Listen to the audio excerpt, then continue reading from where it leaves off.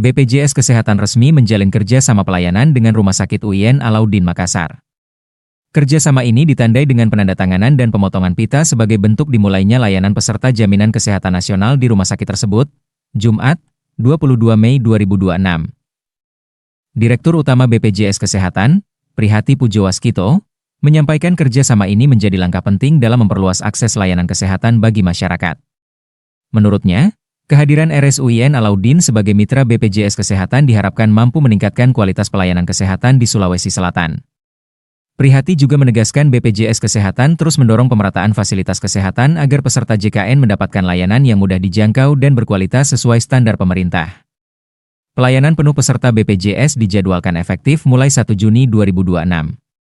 Meski demikian, pasien BPJS yang datang ke unit gawat darurat tetap akan diterima dan dilayani.